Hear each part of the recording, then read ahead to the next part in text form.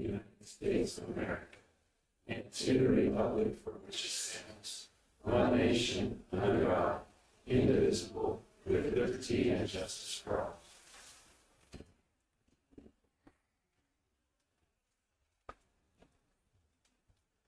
We'll start off with our agenda here, and Commissioner Hopes is out of town, so we'll excuse him for tonight. The first item on the agenda is the approval of minutes. Commissioner, we have two sets of minutes, one from June 5th and the other one from June 19th. I don't see any corrections to either one. Okay. I'll make a motion that we approve the minutes from June 5th, 2024. Okay, I'll step down in second. All in favor? Aye. Aye. Motion passes. And I'll make a motion to approve minutes from June 19th, 2024. Okay, and I'll step down in second. All in favor? Aye. Aye. Motion passes. The minutes are accepted. Commissioner, too, we did have an item on our temporary draft agenda that had Mr. Merlin Rushton from Pacific Corp to come give an update on fire. So if you agree, we could go ahead and add him in after the royalty. Yep. Okay. So we will make that an amendment. Second item on the agenda is the Employee of the Month. We'll turn that over to Kellie Payne. Good afternoon, Commissioners. I am excited. So we really have 2 Employees of the Month, but it should have been 3, but one had retired prior to getting this award. So Dina Fawcett, Travis Henry, and Wally Hendricks are all being nominated. And the nomination came from somebody from our community, and their nomination reads, I would like to nominate Wally Hendricks, Dina Fawcett, and Travis Henry for an amazing job that they do with Carbon County Sheriff's Office. The service and support that they provide to the victims of sex crime is amazing. They are compassionate toward the victims, and they also give great counsel and advice to families of the victim. I am not sure how anyone would make it through such difficult situations without the support that they provide to so many. They really don't have an idea of what to expect, let alone of what the next step might be. We certainly appreciate all that they have done and will do for all the citizens of Carbon County. By the way, congratulations, Wally, on your retirement and many years of service. So if I can have all 3 of them join me.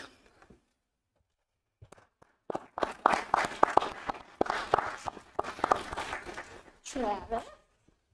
Thank you. Molly. If you guys want to say anything, you can. Well, I'd like to say we appreciate the recognition, and Dina's got something to say. I'm just kidding. Put her right on the spot.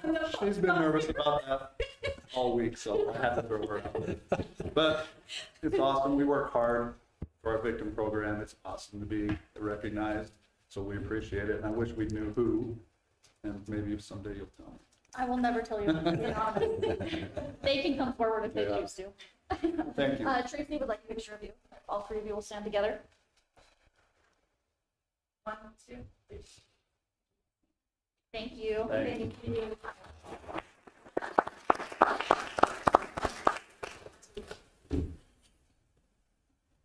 And you're good, Kelly?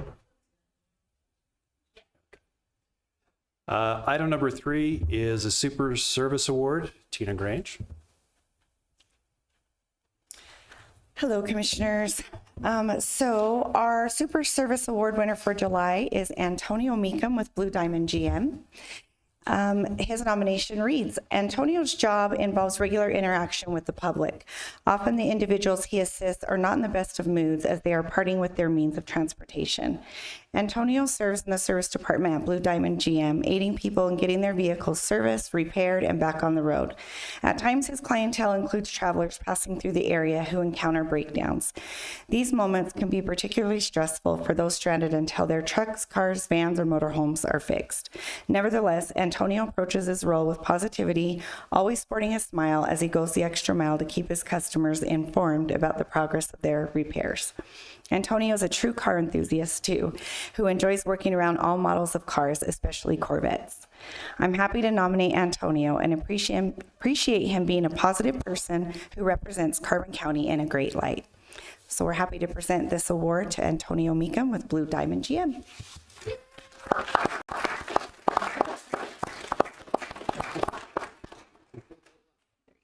Some gift cards for local eateries.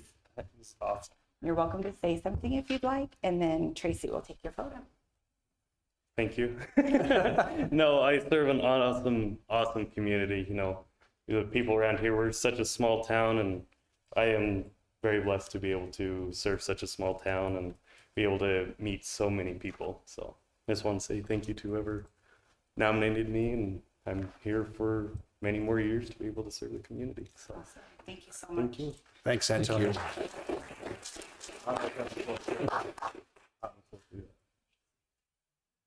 Thank you. Item number 4 is Miss Carbon County Royalty presenting year in review.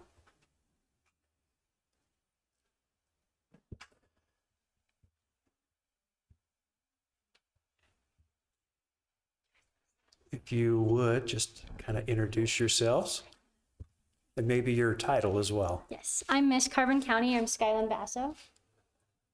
I'm Miss Teen Carbon County, Tatum Tatton.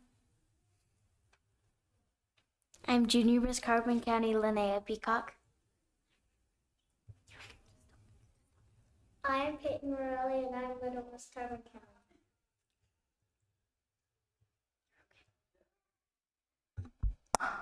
I'm Perry Mitchell, and I'm Mini Miss Carbon County. We are so thankful for all of your guys' support throughout our year and even years past and years to come. I am so grateful for the opportunity to be Miss Carbon County. It's been the most amazing year. I have loved serving Carbon County, and I have a platform, and it's called Safe Steps, Safe Kids. It's a program that I created to keep the youth of Carbon County safe and to teach them how to administer basic first aid and what to do in emergency situations. And with this, I was able to go to local elementary schools and teach them all about what to do in those situations. And I got to go to local dance studios and teach them injury prevention and how to wrap and tape ankles. It's just been so fun serving with these girls. They're so amazing, and I've just loved my time as Miss Carbon County. I am so grateful for this opportunity. It's really blessed my life and has taught me so many leadership qualities that I will carry on in my future. My favorite part about this year was definitely doing all the service projects. For example, we got to do Sub for Santas with Kiwanis, and that was such a heartwarming experience for me, being able to go into the families in need in our community and just bringing some light and joy into their lives. And I've also been blessed to share my platform, which is Be Fierce Self-Defense Awareness, where I get to teach kids and teens around Carbon County how to protect themselves in dangerous situations. I was so grateful that I got to go into the high school and teach the cheer team and just all the schools and elementaries, and be able to spread awareness that you can stop any dangerous situation happening with just your voice. You don't have to make it physical. And one of my biggest accomplishments, and one of the most I'm proud of, is being able to teach over 75 girls at my girls' camp, self-defense, which I hope made a huge difference in the community and will impact their lives forever. Thank you. Thank you.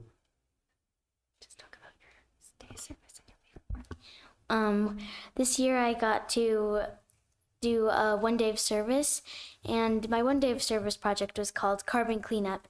And after a couple weeks of preparing, advertising, and preparing the garbage bags and the gloves and everything that we needed to help clean Carbon County, it arrived April 20th. And we gathered about 70 volunteers, and we helped clean around the town, and also we cleaned places in Helper and also in Price, and we cleaned over I think 50 garbage bags and a couch. And it just was really fun, and I just have loved this year. It's been so fun. And probably my favorite part was also Kiwanis Up for Santa. It was really fun, and also just spending time with my royalty. It was really fun, and the relationships that you gain through this organization is very, very cool. So, yeah. My favorite part about this year was Miss Utah because I got to hang out with Sky. And it was really fun. It's so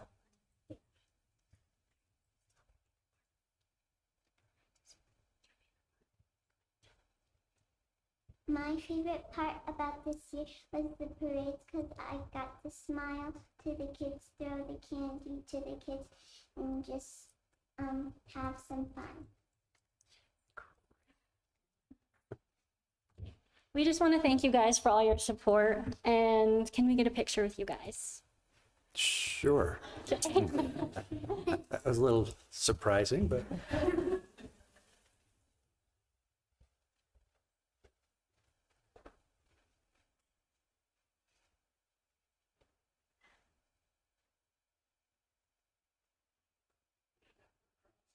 Not this time. Thank you.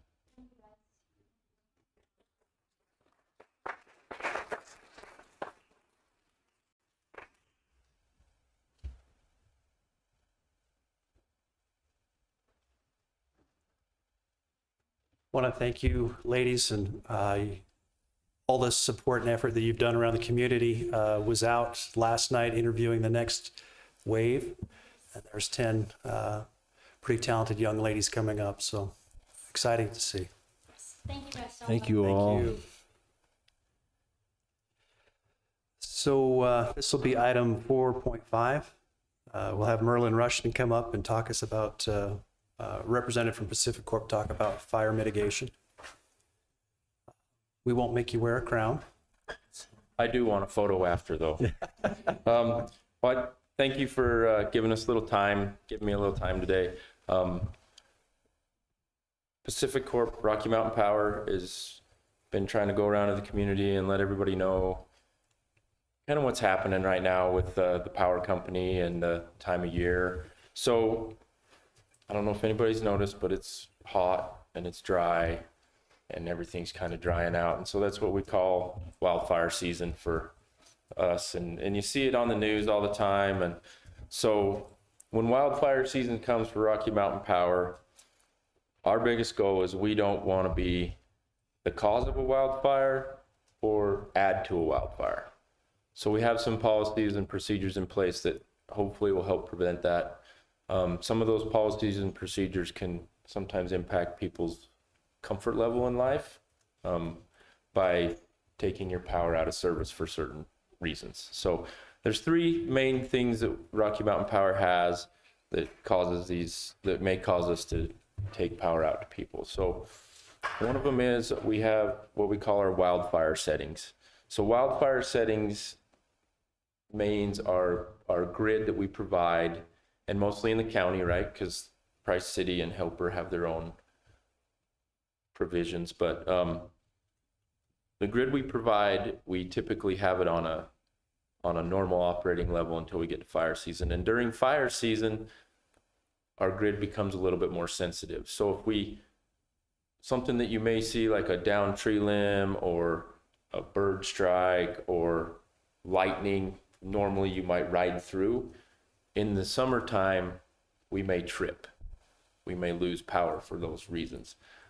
If you're an East Carbon resident, you've seen it more than most. They get a lot of lightning in East Carbon. So what that means, typically if you're a customer and you hear lightning hits and you have a power bump, and you wait 15 seconds and the power tries to come back on. Bumps again, you wait 15 seconds. The third time everybody goes, oh crap. because that means your power out. Now you don't get the reclosure as we try, just as we call it. You'll see a one bump and you'll be out. At that point, our crews will go out and patrol the circuit that's tripped, and we will do our best to get it in service as quick as possible, unless there's damage that we have to repair. So that's that's wildfire settings. The other issue that we have is encroachment. So wildfire encroachment. So we will preemptively de-energize lines if there's a wildfire in the area based on conditions. So the conditions we monitor are humidity, temperature, vegetation. So we have a whole group that checks vegetation levels and how dry they are, and then wind speed. So depending on what color you're in, we operate in green, light green, yellow, orange, and red. I got to check my color chart, but right now we are operating in an orange category for this area. So what that means, if we have a fire within a certain distance of our lines, and depending on the color that we're operating in, orange or red, it's typically when you see this the most. Depending on the conditions, we may de-energize our lines, either distribution for like residents or major transmission. So what does that mean to us? So if we have a fire and it's within, 4 to 6 miles, you may see a line get de-energized based on the wind speed. So for Carbon County, we live in an awesome area, right? We live really close to nature. We live really close to mountains. We live really close to open spaces with lots of vegetation. So you may see if we have a fire in our canyons, or we have a fire somewhere close to either a transmission line, which is our big, tall, high voltage lines, or our distribution lines, you may see them de-energized preemptively.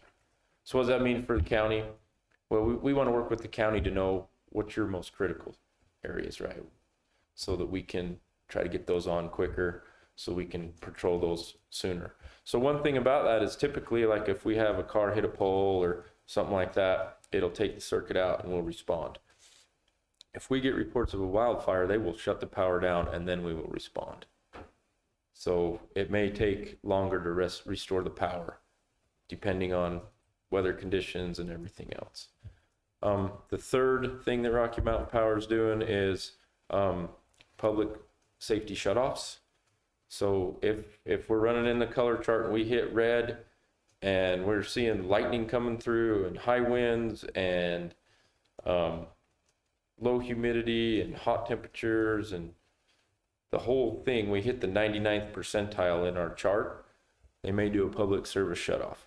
Now, with those, they usually give you a day or two notice, because they can trend it on their weather, and they'll say, okay, hey, we're probably going to be shutting your power down. We see 50-mile-an-hour winds coming, and it's going to be between 3 and 6, something like that. The only place I've seen that done is in Richfield, and they did do one of those last year, and it was only for like 50 minutes, but it can happen. So I just wanted to let commission know, community know, that's kind of what's going on at Rocky Mountain Power. And I'm open to questions or beatings or whatever you guys want to do here, but just, we want to work with you as a community partner, and we want to be a good steward of the community. And I think that's why they're doing it, is just, we don't want to start fires. And as you guys are aware of, in the country, California, Oregon, Hawaii, power companies are kind of under a lot of stress right now, trying to juggle that balance between providing reliable power so everybody can have their AC and play their Xbox and live their lives, and not do a ton of property damage and burn down forests. So it's a really fine balancing act, and I think we're doing an okay job, but open to comments or suggestions. I did bring some pamphlets that I'll leave out on the table as everybody, if you guys leave, or if you guys want them up there.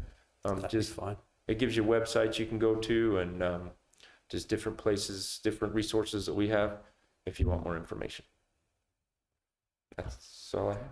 So these planned outages, they would be, like you say, at least 48 to 72 hours in advance.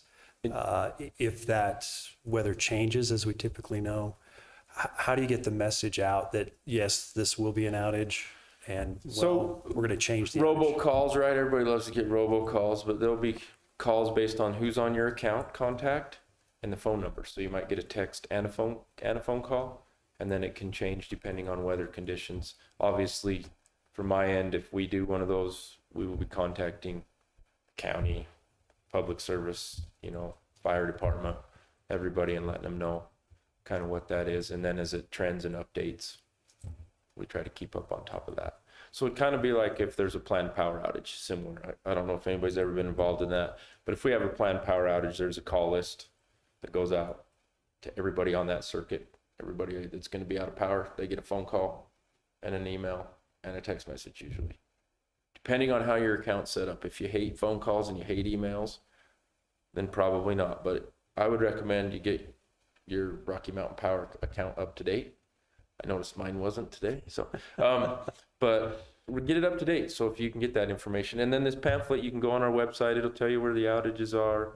It'll tell you how to be prepared for an outage. It gives you kind of a little bit more tools that you can go look at. And the purpose of these, again, it's not for like there's not enough generation of power and rolling brownouts. This is more to do with any kind of inclement weather that could start a fire. Yes. Or like what we've seen down in Texas as well, severe storms that come in and tear down power poles, which I don't know that was planned. Yeah, so we found if we take it out before that happens, it's easier to restore, right? Because we can isolate and restore parts of it. If we had a major storm like that, we'd want to take it out. So one, we didn't cause a fire and cause more damage and more chaos.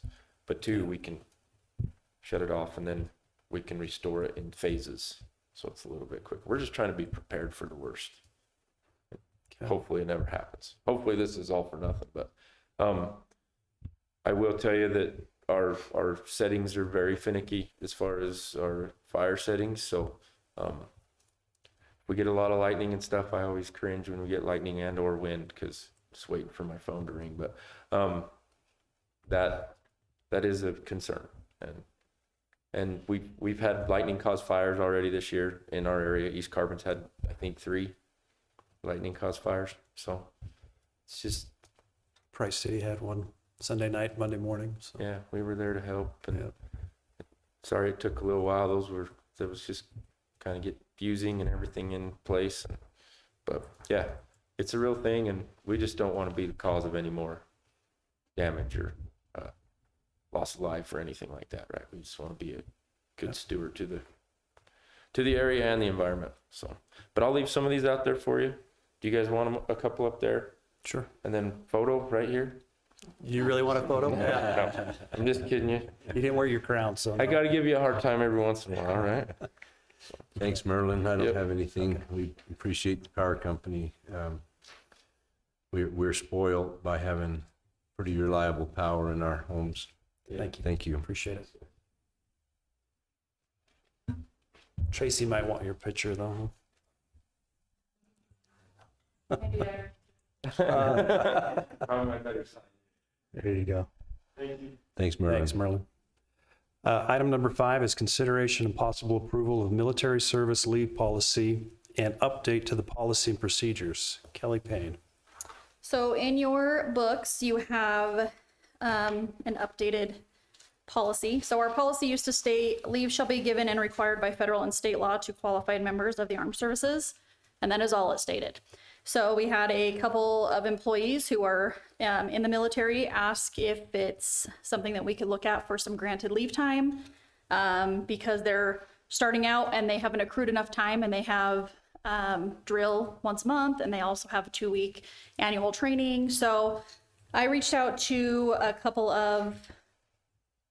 I reached out to all the other counties, not a couple of them, but a couple of them got back and came up with some ideas. And so I shared a couple with you. So we have decided to change the policy. So there's 3 additional things to our policy now. So while most military service leave while most military service leave that qualifies for leave under applicable federal and state law is unpaid, all employees other than part-time, temporary, and standby employees are eligible for up to 100 hours of pay military service leave per year. An employee is eligible for such leave if he or she has not used 100 or more hours in the year preceding the date on which he or she requests leave. And they also have to provide military orders supporting their leave, and it has to be given to the HR department before.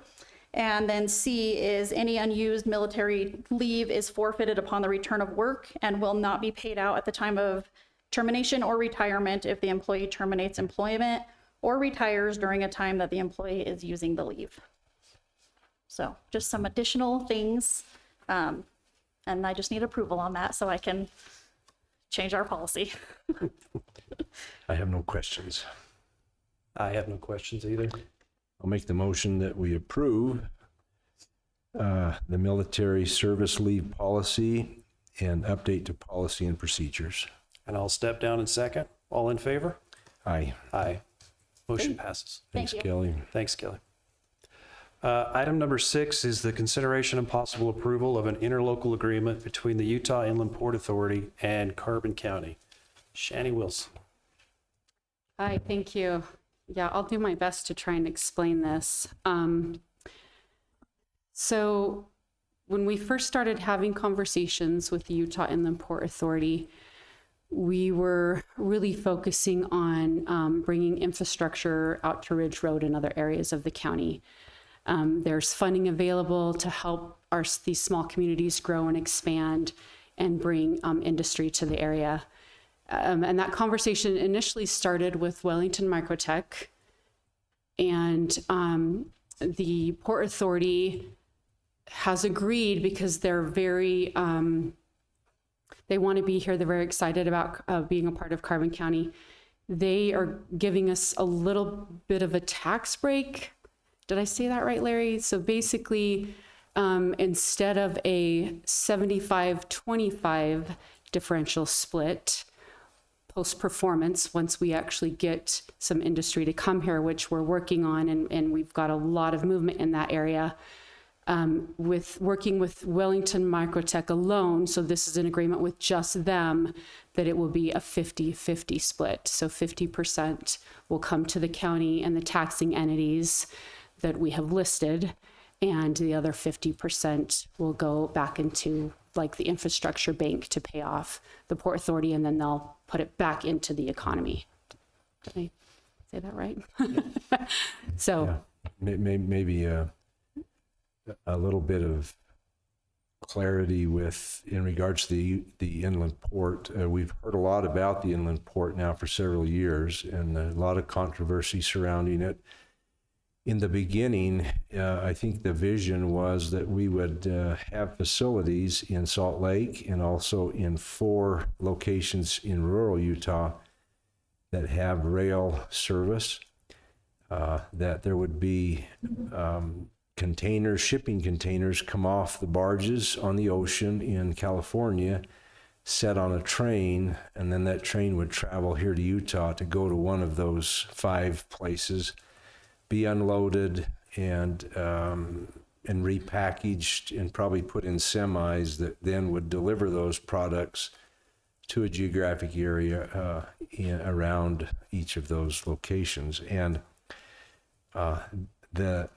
so that was what everyone, I think, envisioned this to be. And currently, that vision has been changed, and the legislature has authorized the port to use a pot of money and use that for infrastructure in rural parts of the state.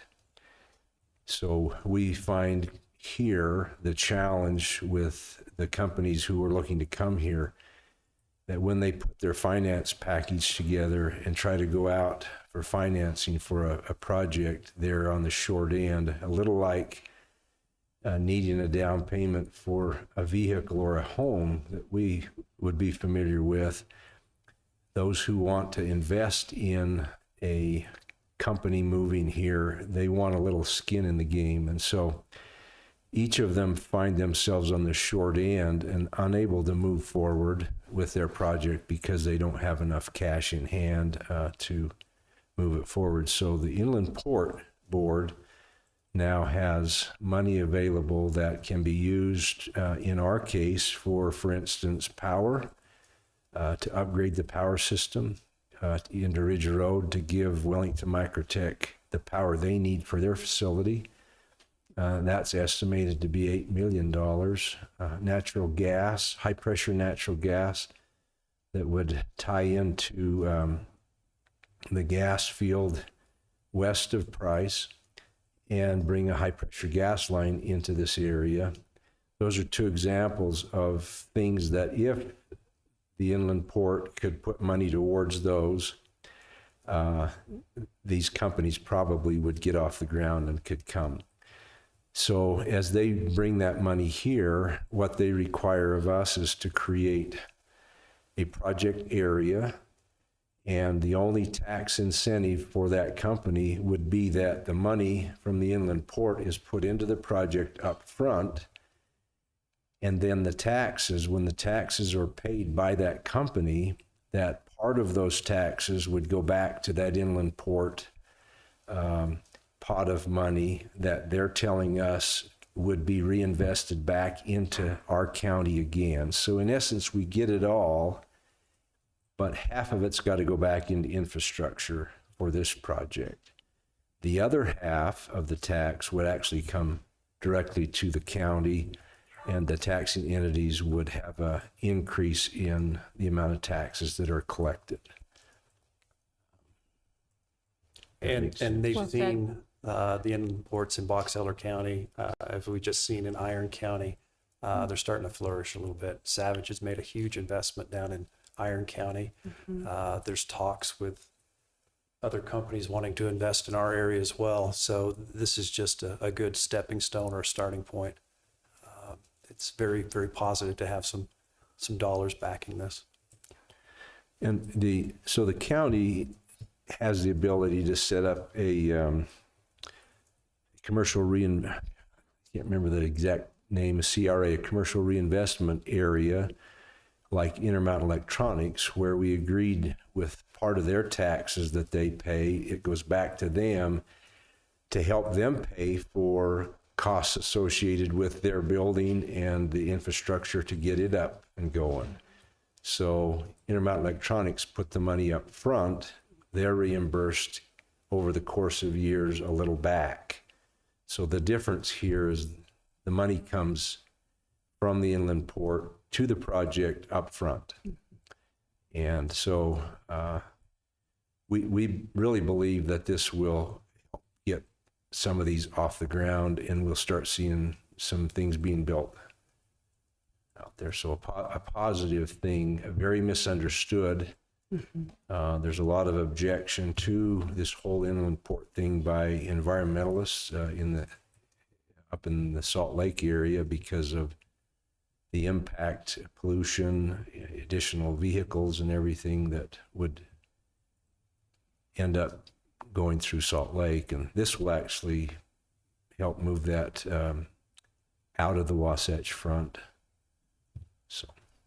Yeah, and they're required to do all sorts of studies here and make sure that they're, doing everything right and accordingly. And they've got, one thing people don't realize is they have engineers and they have environmentalists on their board, and they have recruiters that are helping to recruit industry here. They've got a lot of great resources that we can tap into, and they're already pushing our area, which is awesome. So that's another thing I wanted to add. But anyway, this is specific to just Carbon County, Utah Inland Port Authority, and the Wellington parcels. There's 2 parcels, 40 acres, and that's what this interlocal agreement is about. And we can expand this to other industries one at a time. Yep. Each time someone else needs that help, then we add them to the project area and they become part of it. That's an option, yes. Okay. And it was nice to have the board, the Utah Inland Port Board, come down and actually pass that here in this chamber. June, yeah, that was great. Yeah. So I think one of the things that stood out in that board meeting was that the criteria that the legislation set up for the use of these funds probably fits Carbon County better than any other project in the state that they have engaged in because of our loss of the coal industry. Yep. Yeah, there was no hesitation. They want to be here. So they've been great to work with. No more questions. Okay. Well, if there's no more questions, I'll entertain a motion. I'll make the motion that we approve the interlocal agreement between the Utah Inland Port Authority and Carbon County. And I'll step down in second. All in favor? Aye. Aye. Motion passes. Thanks, Shanny. She's I'll got just one stay more. here. Consideration and possible approval of the Inland Port Authority Resolution 2024-12, adoption of the Castle Country Project Area Plan. So this actually includes the entire project area, which is, like I mentioned, the Wellington Microtech 40 acres. There's, oh my gosh, I should have wrote this down, 270 acres, I believe, out at Savage.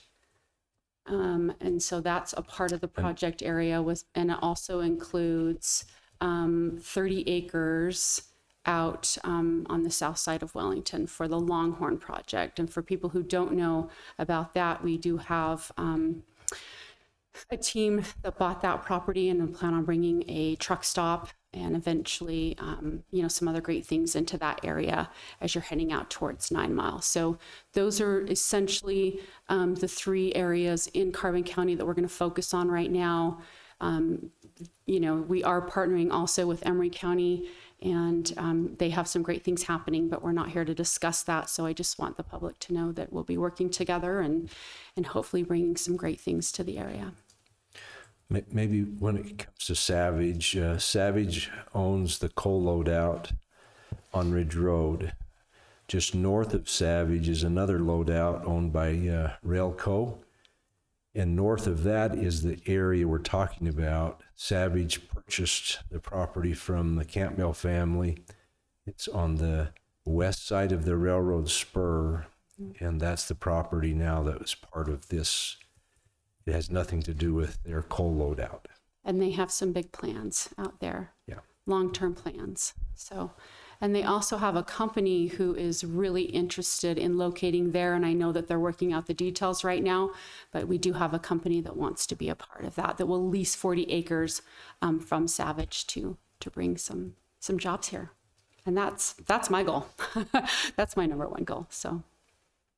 And you're doing a great job. Well, thank you. Thank you. I appreciate that. Absolutely. So. Any other comments? Questions? No. No questions? Okay. I'll make the motion that we approve the Utah Inland Port Authority Resolution 2024-12, adopting the Castle Country Project Area Plan. And I'll second. All in favor, say aye. Aye. Aye. Motion Thanks, passes. Shanny. Thank you so Thank much. you, Shanny. Item number 8 is the ratification of the certified assurance signatures for the VOCA Grant. Shelley Wright.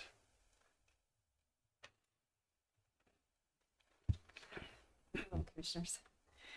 So this is the ratification of the certified assurances is what we needed to have signed before we can enter and begin the fiscal year 2025 VOCA grant cycle.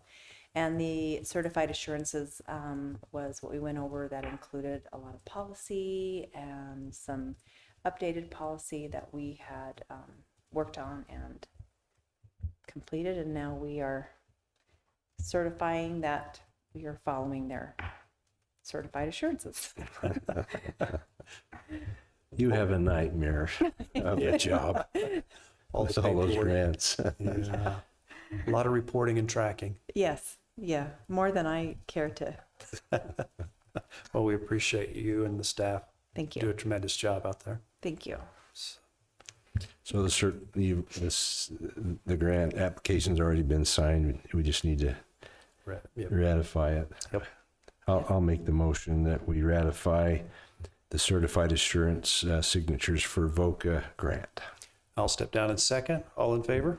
Aye. Aye. Motion passes. Item number 9 is the ratification of the Department of Health and Human Services Crisis Respite Shelter Contract. Don't make me say that 3 times fast. I won't. That is our contract to run the crisis nursery, where we care for the children and we also care for shelter children. The contract was sent electronically. I think you had to sign through Adobe signature, and they just send that directly to you. And I didn't get to see it until actually you had signed it, and so.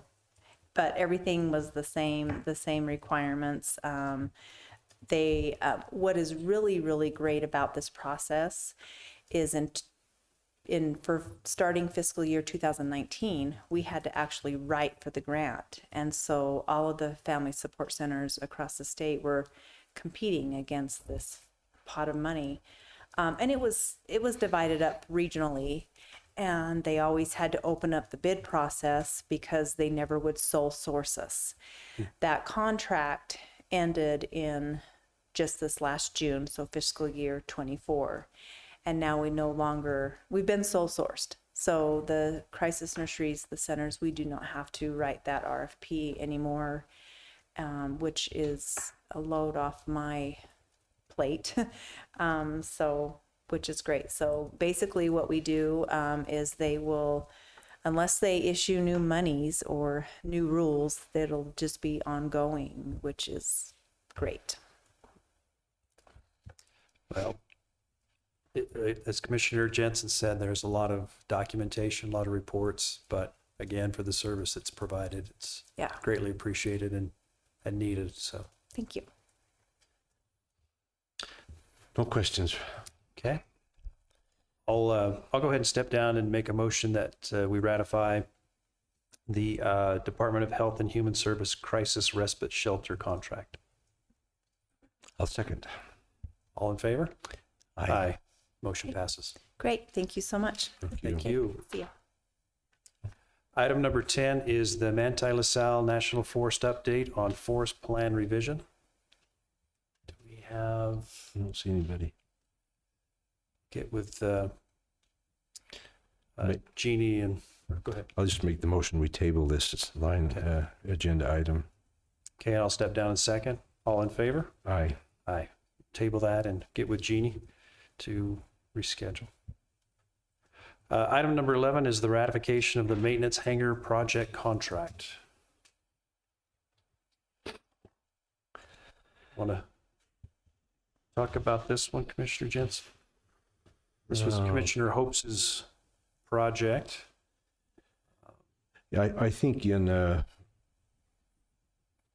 don't know an awful lot about it, but it's part of the USU Eastern Aviation project with the university, and it's details that have been worked out through a lot of different angles. It has a performance bond in there of the contract price of the project of $2,278,500.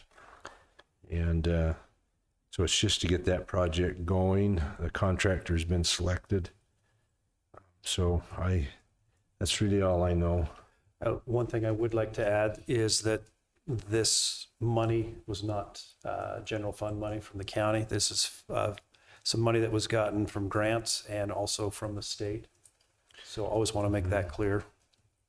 The amount of money that was gathered as well was a little bit above what the estimate or the contractor's estimate was. So that's always a good thing. Yeah, so that's moving forward. We ought to see that building going up here. It appears like the university's goal is to have that program in place for the fall semester of 2025. So we have time to get that facility built and ready to go. And the interesting thing is when we talk about when one thing happens, it'll build and start others. There's talk of at least 2 more hangars to be built out there at the airport. So this is very encouraging. You know, I think maybe kudos to the Southeastern Regional CERTA, whatever their new name is, the AOG. When when we realized that the engineer's estimate for this project was old and was over $1 million short, the county, as we sat down, we said we have to build this building, and so we moved forward committing our own money to do it, but then began the search for some help. And Jade Palangeri Gamber turned an application in to the EDA, and we received, I believe, $1 million from the EDA. And then between those two and Stuart Clayson, there was an ask from the state governor's office of economic opportunity, and they gave us an additional $1 million. So back to what you said, it didn't cost the county anything to actually stand that thing up, but we were committed to doing that regardless. The only option was to make the building smaller to fit the money that we had available, and that was really a poor option. So we'll end up with the size of building that the university is asking for, and it'll be a building now that can be added to. They could double the size and double their program as they fill it up. Absolutely. And thanks to Commissioner Hopes for all of his work there. I'll make the motion that we approve the ratification of the maintenance hangar project contract. Okay, I'll step down in second. All in favor? Aye. Motion passes. Item number 12 is the consideration and possible approval of the Board of Equalization process. Christian, did you want to speak to this? Maybe I'll start, and then Commissioner Jensen can pitch in and chime in. I know he's paid a lot of attention to this. The purpose of this is to make it clear to the public and to the different county offices, such as the clerk's office and the assessor's office, exactly what's expected of them and what the public can expect if they bring an appeal for their tax, for their property tax. Basically, it makes clear that in order for you, the county commissioners, acting as the Board of Equalization that makes the final decision on all appeals or adjustments of tax property assessments, there's a definitive process that has to be followed. And so that's more or less outlined by statute, but we wanted to kind of fill in some of the holes and gaps so that everybody knows exactly what that process is. So this makes it clear that if somebody wants to appeal their tax assessment, they have to come in and do that by filing an application on the approved forms that we have. And they file that with the clerk of the Board of Equalization. The clerk of the Board of Equalization by statute is the county auditor.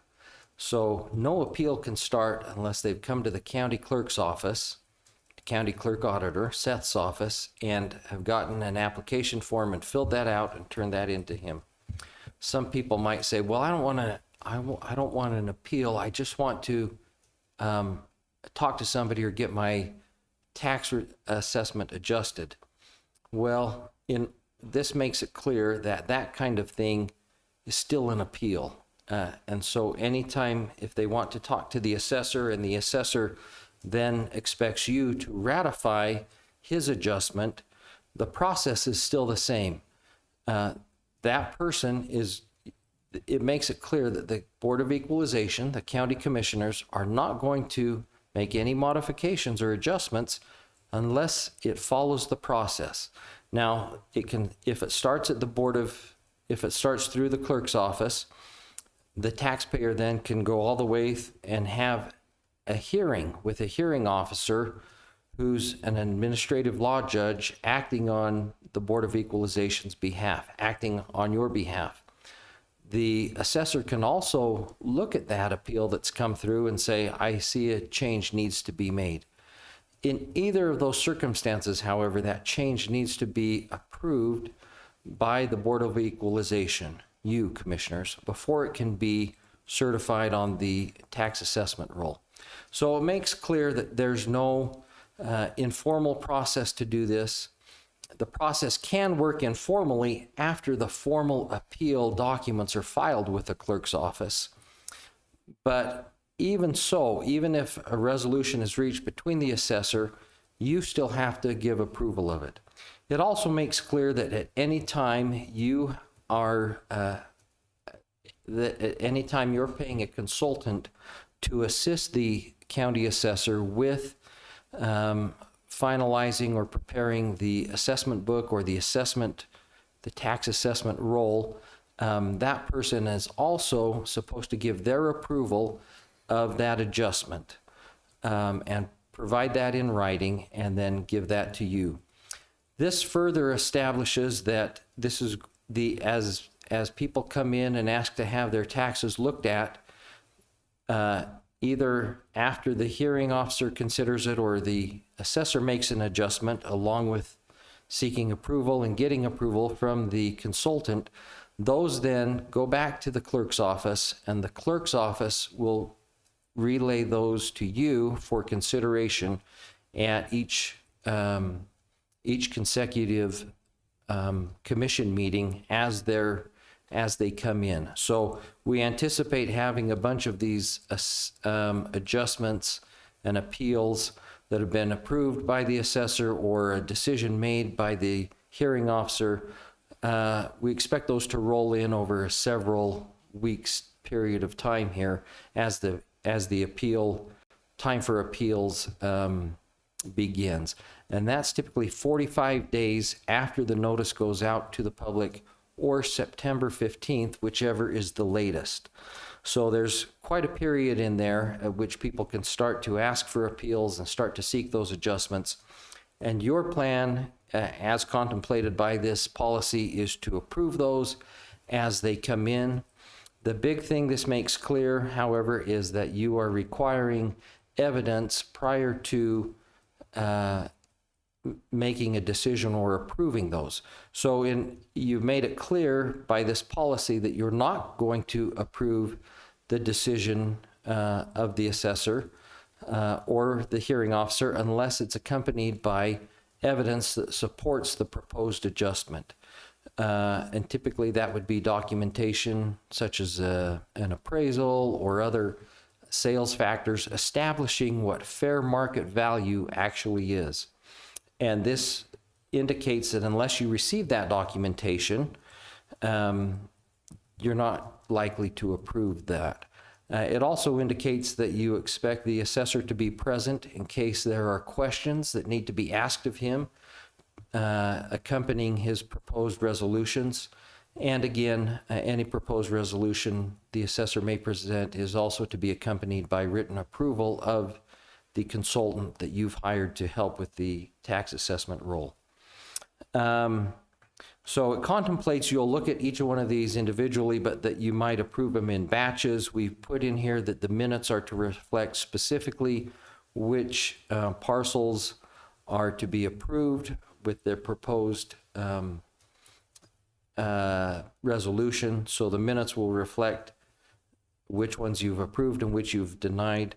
It also indicates that if a taxpayer rejects or does not accept the decision of the Board of Appeals and then appeals that to the State Tax Commission, that appeal, if it's later resolved with the help of the assessor's office, you've indicated that you expect there also to be approval by the consultant that you've hired to assist along with the assessor in reaching that negotiated resolution before you'll approve it if it's a post Board of Equalization settlement before the Tax Commission.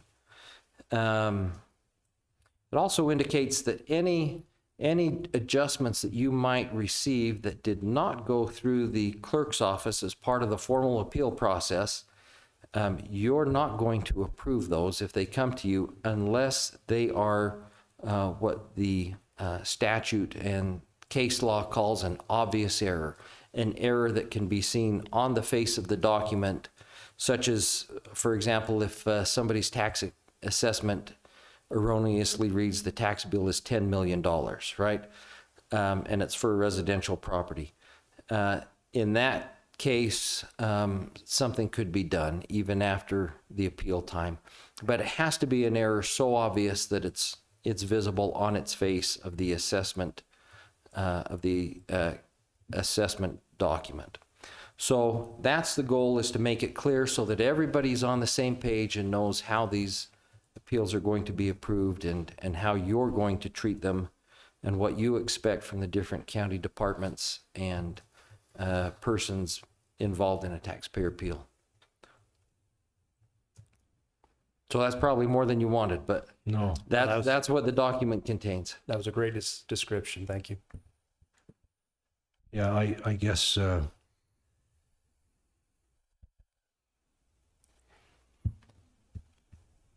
the assessor closed the tax roll the first part of June.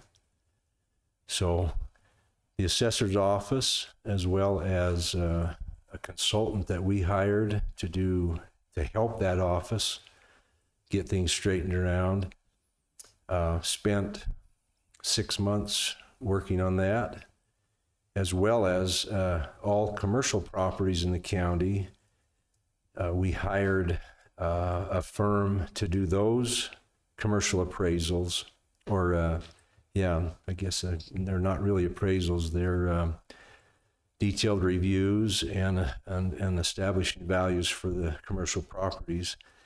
The assumption is on our part and those involved is that we have a very accurate tax roll this year.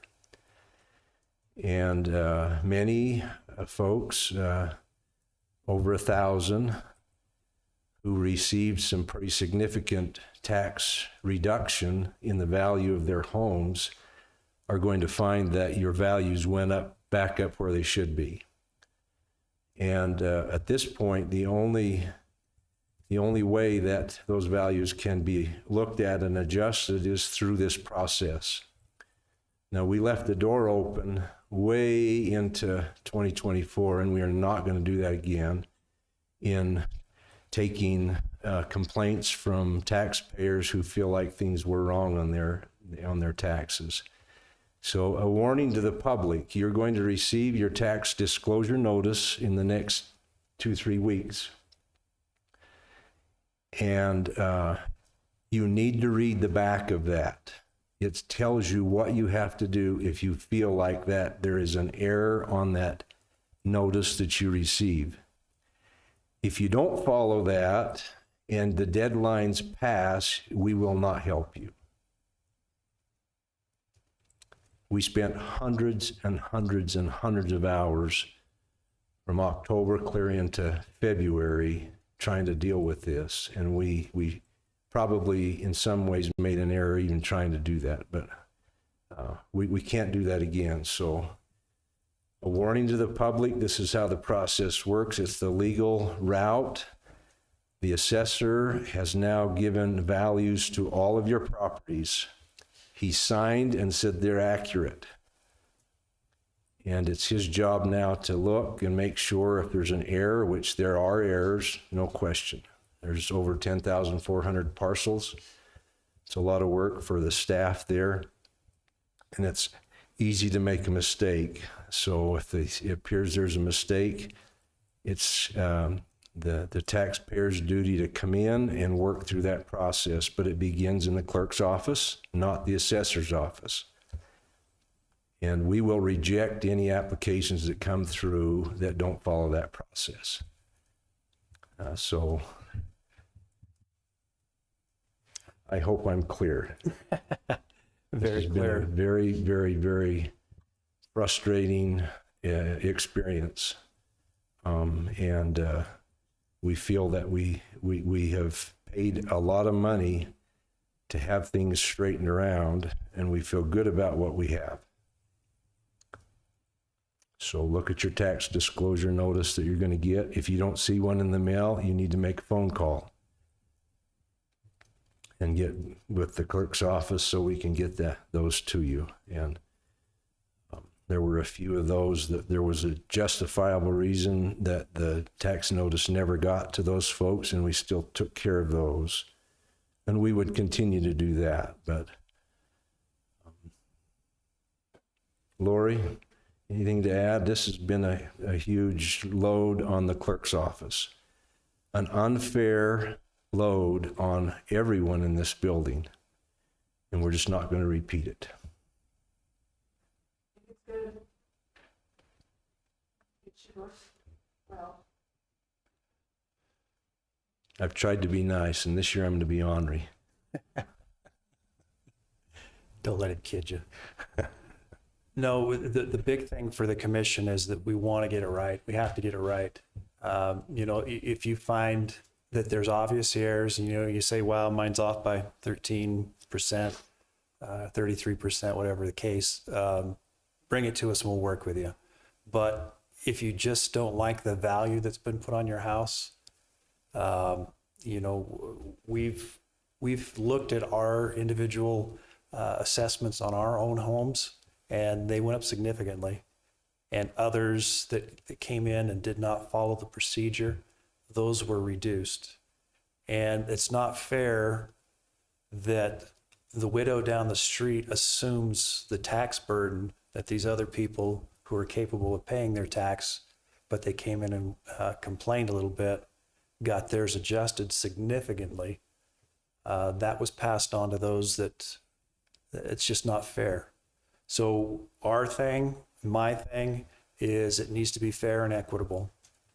We will work with obvious errors, but other than that, the process will be, as Christian spelled out and Commissioner Jensen spelled out. We urge you to follow the guidelines that'll be coming on your notices. And certainly if you have a question, let us know, but we are going to follow those guidelines. Could I add one more thing? Absolutely. I don't think there's a taxpayer in this valley that would agree that the value that's assessed is accurate. We all want the value of our home to be low when we pay taxes, but when we want to sell it, we want the value to be high. So we see both of those things occurring, and just because you think the value is too high is not a reason that those adjustments will be made this year. You've got to bring evidence in that proves there's a problem with it. Either by getting an appraisal or comparing other properties. But I think what you'll find is they're not going to find a bunch of properties that are undervalued that you can use as comparisons. So. Okay. Lori, do you have any idea when those disclosure notices will be sent?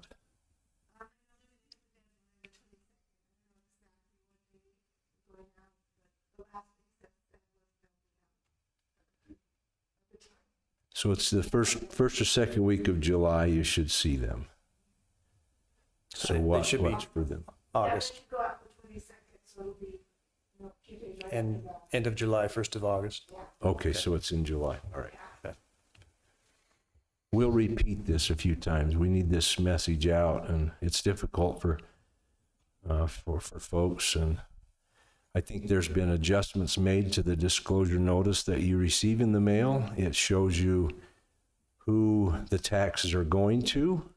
I think everyone assumed in this valley that when they paid their tax, the county got it all. And that is not true. The school district gets over 50% of it. The Water Improvement District gets a slice of it. The Water Conservancy District, who takes care of the Schofield Dam, gets a slice of it. And then there's probably 6 or 7 other small entities that get some. If you live in the city gets a slice. The county gets a small portion of those that pay taxes in the city to take care of services that we have to provide for everybody in the county. I hope that what's come from this is an education this last year for everybody of how taxes work. It's a valuable lesson for all of us, and the need for us as a commission and staff to work very hard at bringing new industry in here to try to offset what we're losing. And again, we had two significant losses. Wolverine Fuels, the state valued their asset in Skyline Mine and lowered it significantly. And these gas wells west and north and east of town, a new company purchased all of them. And the value of that gas field went from 160 million down to 60 million. So again, even though we've made progress, and we're questioning the state on those numbers, and we have not give up there, but we think there's an unfair thing going on there. So we've got to have some new industry here, and it's coming. There's some promise there. So. One thing I'd like to add to is folks that have served in the military, those that are retired, we do have a circuit breaker option as well in the clerk's office. If they're disabled veterans. Yes. Disabled veterans. Or low income. Correct. Over 65 circuit breakers. So we aren't heartless. We won't sound like that either. We will work with those that fit those criteria, but can I mention one more thing? The county commission has the legal right to reduce or waive tax. Now, we take that very seriously, and if there are folks in this community who literally cannot pay their taxes, we need to know about it, because we will work with them, and we've waived some so that we don't want their house, and we want them to be able to stay there and live. So even though there's some circuit breaker opportunities for the tax to be lowered significantly, there is one more, but it's just a matter of we have to know about it. Otherwise, we don't know. anything else, Christian? I don't think so. I think the key thing for everybody to remember is if they want an adjustment, they need to start with the appeal process. They need to do it timely through the clerk's office, and they need to be prepared to bring actual evidence showing their fair market value of that property. Otherwise, the Board of Equalization is not going to simply rubber stamp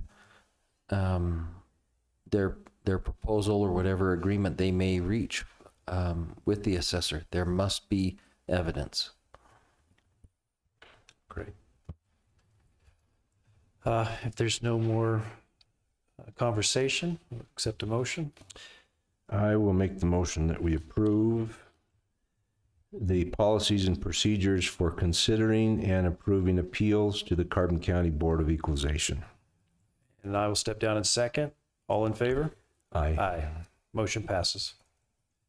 Item number 13 is the consideration and possible approval of a Carbon County credit card for Rick Adams for the animal shelter. Rick Adams is the new supervisor there. I'll make the motion that we approve a credit card for Rick Adams for the animal shelter. And I'll step down in second. All in favor? Aye. Aye. Motion passes. Motion to adjourn. We are adjourned. Thank you for coming. Oh, you know, But we're not we adjourned. forgot one thing. Just